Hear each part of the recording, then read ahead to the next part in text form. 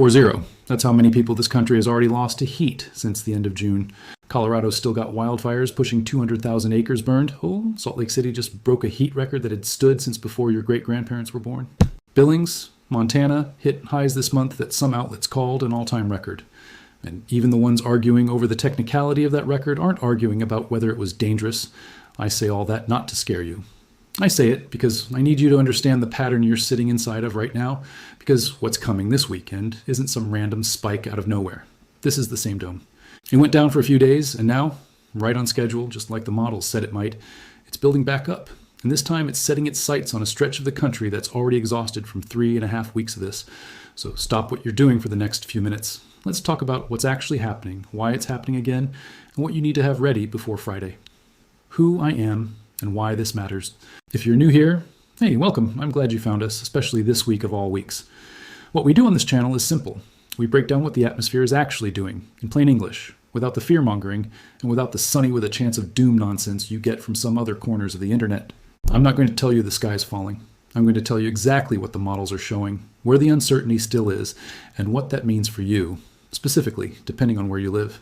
Today is Wednesday, July 22nd, 2026. That matters, because everything I'm about to walk you through is a forecast for this weekend. Friday the 24th through Sunday the 26th, with a look at how this thing evolves into the following week. So if you're watching this on a rerun 3 weeks from now, go check today's video instead, because the atmosphere does not sit still, and neither should your information. All right, let's get into the setup. The big picture. Why this dome keeps coming back.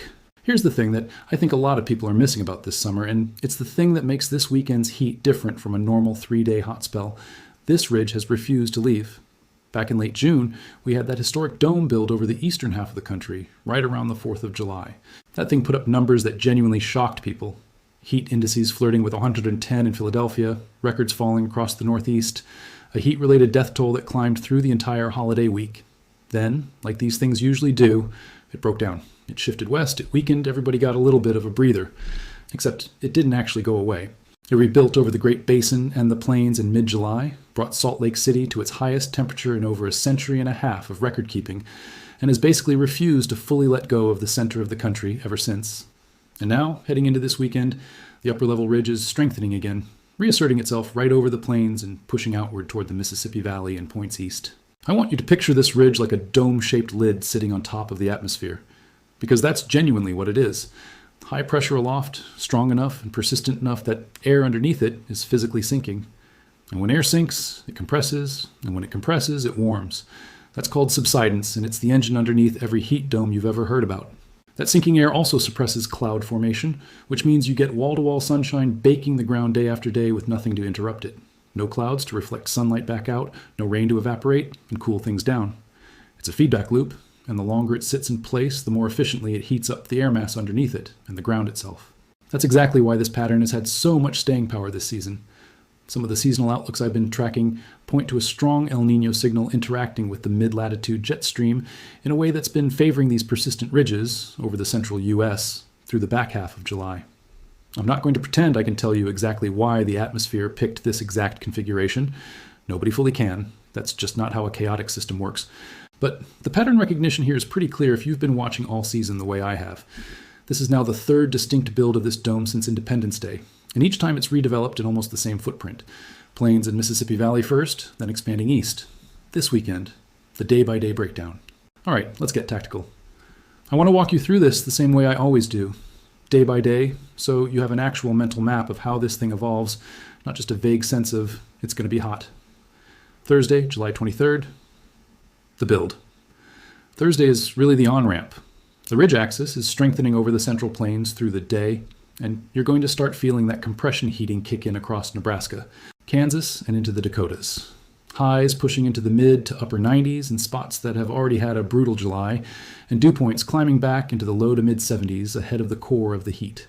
That combination, high dry bulb temperature plus a genuinely muggy dew point, is where things start to get dangerous because it's not just the thermometer reading you have to worry about, it's the heat index. Friday, July 24th. Expansion. This is where it really starts to spread. By Friday, I expect the axis of the ridge to nose eastward, dragging that oppressive heat with it into the Mississippi Valley, the Ozarks, and up into the lower Midwest.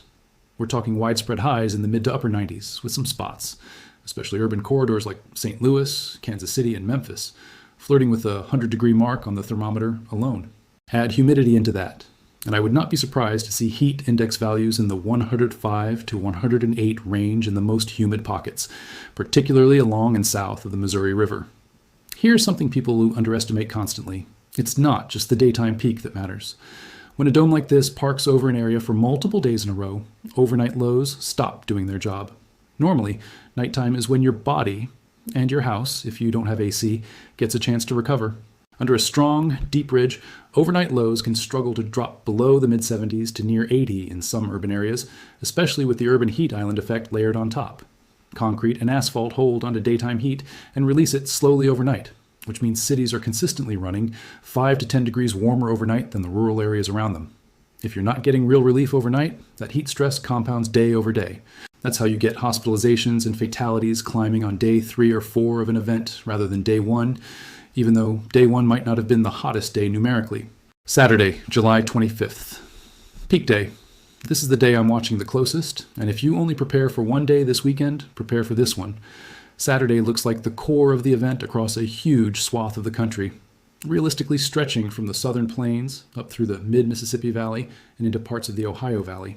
Widespread highs in the upper 90s to low 100s, and in the most persistently hot corridor, think Kansas, Missouri, southern Illinois, western Kentucky, I would not be shocked at all to see actual air temperature readings hit 103 to 106 in the hardest hit spots, with heat indices well north of 110 where humidity pulls in. That 110 plus heat index threshold isn't just a scary number I'm throwing at you for views. That's the range where the National Weather Service's heat risk framework typically flags extreme, the top category, the one reserved for conditions that pose a significant risk to anyone without effective cooling or adequate hydration, not just the vulnerable populations. When we're talking about extreme heat risk, we're talking about a level of heat stress that can affect healthy adults engaged in normal outdoor activity, not just the very young, the elderly, or people with pre-existing conditions. Sunday, July 26th. Shift and slow erosion. Sunday, the core of the worst heat starts to nudge eastward again, spreading that dangerous heat and humidity toward the Ohio Valley, the Tennessee Valley, and the fringes of the mid-Atlantic. The good news, if you want to call it that, is that by Sunday there's some indication in the guidance of a weak disturbance trying to work in from the northern plains, which could start to erode the northern edge of the ridge. That's not going to bring relief everywhere. If anything, it sharpens the temperature gradient and increases instability along that boundary. But it does set up something I want to flag now so you're not caught off guard. The secondary threat, flash flooding on the margins. I don't want this to be a video that's only about the thermometer, because the edges of a heat dome like this are frequently where the real immediate danger shows up. And it's not heat, it's water. Here's the mechanism. Along the northern and western periphery of the ridge, where that disturbance I just mentioned is trying to dig in, you get a sharp collision zone. Extremely warm, extremely moist air running into a boundary or a weak trough. That setup is a classic recipe for training thunderstorms, storms that repeatedly move over the same corridor because the steering flow along the ridge's edge is weak and disorganized. When storms train like that, rainfall rates can be explosive.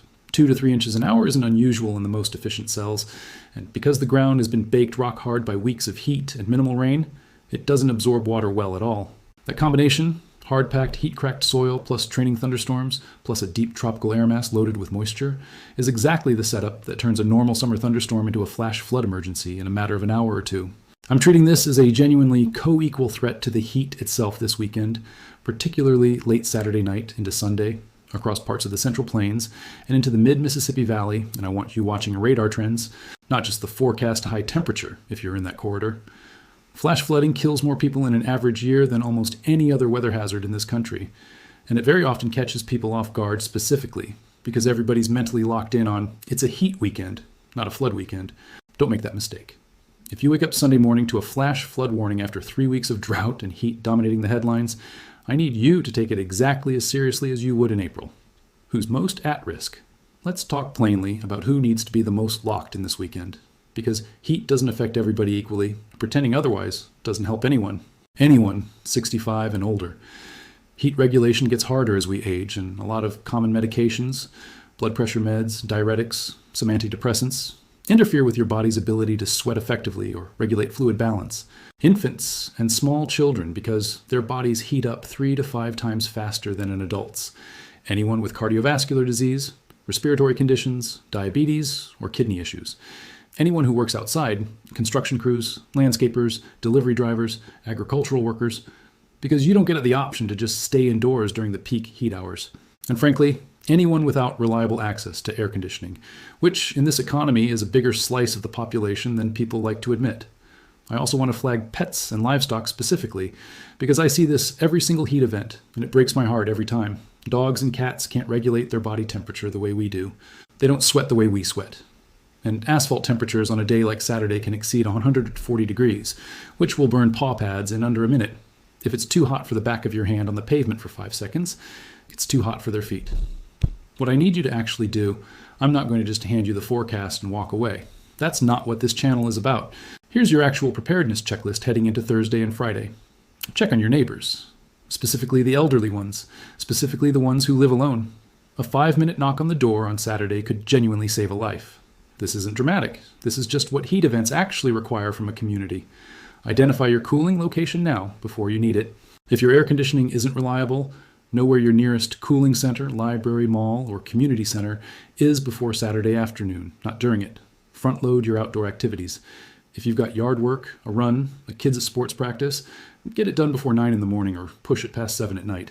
The window between roughly 11 and 6 is when heat index values peak, and that's exactly the window to be indoors or in shade with active cooling. Hydrate before you're thirsty. Thirst is a lagging indicator. By the time you feel it, you're already behind. Water, and if you're sweating heavily outdoors, something with electrolytes. Never, under any circumstances, leave a child, a pet, or frankly anyone in a parked car this weekend, even for a few minutes, even with the windows cracked. Car interiors can climb 20 degrees above the outside air temperature in as little as 10 minutes. On a Saturday with a high near 103, that math turns lethal fast. Know the warning signs of heat exhaustion versus heat stroke. Heat exhaustion looks like heavy sweating, weakness, nausea, cool, clammy skin. That's your body still fighting to cool itself, and you need to get to shade, hydrate, and cool down immediately. Heat stroke is different, and it's a true medical emergency. Hot, dry, or flushed skin, confusion, a rapid pulse, potentially loss of consciousness. If you see those signs in yourself or someone else, that's a 911 call, not a let's wait and see. And if you're in that corridor I flagged for flash flooding, Central Plains, into the mid-Mississippi Valley, especially late Saturday night into Sunday, keep your phone's emergency alerts on. Turn around, don't drown. It sounds like a cliche because you've heard it 1,000 times, but it's a cliche because it's true. Most flood deaths in vehicles happen because someone thought they could make it through water that looked shallower than it was. The bigger picture. I want to zoom out for a second before we wrap up because I think it's important context for everything I just walked you through. This is now the third meaningful build of essentially the same ridge pattern since the beginning of July. We are having a conversation as a country this entire summer about heat in a way that I genuinely don't remember from previous years I've been doing this. Salt Lake City's all-time record, Billings near record or record, however you want to categorize the technicality. 40-plus deaths and climbing from the July 4th event alone before you even count what's happened in the week since. I say this not to be alarmist, but because I think it matters that you understand this weekend isn't an isolated event. It's chapter 3 or 4 of a pattern that has been remarkably persistent for a summer with a strong El Niño signal working through the mid-latitudes. Whether this dome breaks down cleanly after this weekend or rebuilds yet again into early August, I genuinely don't know yet, and I'm not going to pretend the models have that kind of confidence 6-7 days out. What I do know is that the setup that's produced 3 heat waves already this summer hasn't fundamentally changed. And until it does, I think the smart move is to treat every "this looks like the last hot weekend" forecast with a little bit of healthy skepticism. Closing. So here's where I land on all of this. Saturday is the day. If you're anywhere from the southern plains through the mid-Mississippi Valley and into the Ohio Valley, that's your highest impact day. Full stop. Plan around it like you would plan around a winter storm because functionally, that's what this is. A dangerous weather event that deserves the same respect. Friday's the ramp up, Sunday's the transition, and I want eyes on that flash flood risk developing along the northern edge of the ridge as we get into Sunday, because that threat is real and it does not care that everyone's mentally checked out watching the thermometer instead. I'm going to be watching this all the way through the weekend. If the ridge axis shifts, if that northern disturbance ends up digging in stronger or weaker than expected, if the flood threat needs to get upgraded, you're going to hear about it from me first, probably with an update video before Friday morning. If this was helpful, hit subscribe and turn on notifications, because I promise you, with this pattern, this will not be the last one of these we do this summer. Stay cool out there, look out for your neighbors, and I'll see you in the next one.